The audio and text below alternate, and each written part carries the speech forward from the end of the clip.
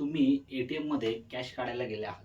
तुमच्या अकाउंटमध्ये बॅलन्स पण आहे आणि त्या ए-टी-एम मशीनमध्ये कॅश देखील आहे. पण जर तुमच्या अकाउंटमधून कॅशच विड्रॉल झाली नाही, तर तुम्ही काय कराल? तर असंच देखील काही माझ्याबरोबर झालं. माझं जे ए-टी-एम कार्ड होतं, हे मागच्या महिन्यामध्येच एक्सपायर झालं होतं.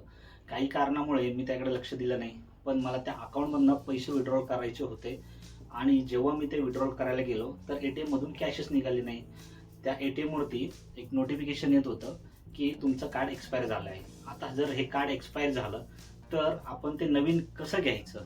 ते आज आपण या व्हिडिओमधनं पाहणार आहोत. तुम्ही जर चॅनलवरती नवीन असाल, तर चॅनलला सबस्क्राईब करायला विसरू नका. तर मित्रांनो, आज आपण पाहणार आहोत, की बँक ऑफ महाराष्ट्राचं ए-टी-एम कार्ड एक्सपायर झाल्यानंतर आपण ते कसं दुसरं घेऊ शकतो. आता तुम्ही बऱ्याच जणांना प्रश्न पडला असेल, की ए-टी-एम कार्ड पण एक्सपायर होतं का? तर हो, ए-टी-एम कार्डला देखील व्हॅलिडिटी असती, जी बँकेने ठरवून दिलेली असती. तेवढ्या दिवसासाठीच, तेवढ्या वर्षासाठीच ते व्हॅलिडेट असतं. त्यानंतर ते आपल्याला नवीन घ्यावं लागतं. तर ए-टी-एम कार्डची व्हॅलिडिटी आपण कशी चेक करायची, की ती कुठे असते? तर तुमचं जे ए-टी-एम आहे, आता हे माझं ए-टी-एम आहे, तर ह्या ए-टी-एमच्या फ्रंट साईडला इथे व्हॅलिड अप टू असं दिलेलं असतं. म्हणजे आता हे 4/2026 मध्ये एक्सपायर होणार होतं आणि ते मागच्या महिन्यातच एक्सपायर झालेलं आहे. तर तुम्ही देखील तुमच्या ए-टी-एमची एक्सपायरी इथे चेक करू शकता. आता आपण पाहणार आहोत बँक ऑफ महाराष्ट्राचं ए-टी-एम एक्सपायर झाल्यानंतर ते रिन्यू किंवा नवीन घेण्याची प्रोसेस काय. तर मला जेव्हा मी कॅश काढायला ए-टी-एममध्ये गेलो होतो, त्यावेळेला त्याच्यावरती जी स्क्रीन असते, त्या स्क्रीनवरती काही मेसेज येत होता, की तुम्ही तुमच्या नियरेस्ट ब्रँचला, म्हणजे तुमचं ज्या अकाउंटमध्ये, म्हणजे तुमच्या ज्या बँकेत खातं आहे, त्या ब्रँचला तुम्ही व्हिजिट करा. तिथे तुम्हाला ए-टी-एम कार्ड मिळून जाईल. आता मी बँकेमध्ये गेलो.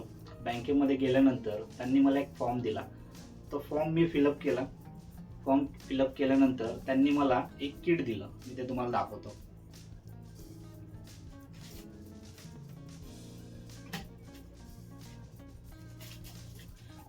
तर हे अशा प्रकारचं किट आहे, जे मला बँक ऑफ महाराष्ट्रामध्ये गेल्यानंतर त्यांनी हे प्रोव्हाइड केलं. याच्यामध्ये ए-टी-एम कार्ड आहे, जे मी अजून ॲक्टिवेट केलं नाही आहे.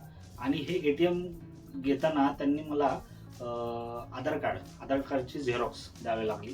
कारण की आय थिंक कदाचित माझं आधार कार्ड त्या अकाउंटला लिंक नसेल किंवा अपडेट करायचं असेल, त्यामुळे त्यांनी ते आधार कार्ड मला मागितलं.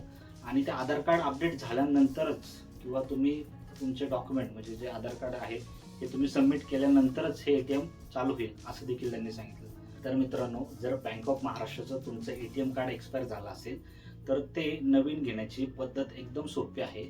तुम्हाला तुमच्या नियरेस्ट ब्रँचला व्हिजिट करायची आहे. ज्या बँकेमध्ये, ज्या शाखेमध्ये तुमचं खातं आहे, तिथे व्हिजिट करा. तिथे तुम्हाला एक फॉर्म दिला जाईल.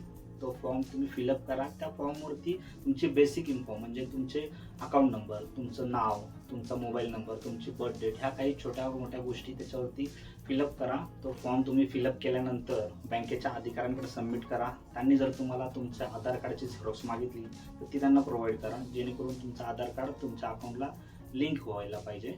तर ही होती ऑफलाईन पद्धत. जर तुमचा ए-टी-एम कार्ड एक्सपायर झाला असेल, तर तो नवीन घेण्यासाठी किंवा ते रिन्यू करण्यासाठी ही ऑफलाईन पद्धत आहे. आपण याची ऑनलाईन पद्धत नेक्स्ट व्हिडिओमध्ये घेऊन येऊ, की ऑनलाईन पद्धतीने कसं ए-टी-एम कार्ड आपण नवीन घेऊ शकतो. तर असेच बँक रिलेटेड व्हिडिओ पाहण्यासाठी आपल्या चॅनलला सबस्क्राईब करायला विसरू नका. धन्यवाद.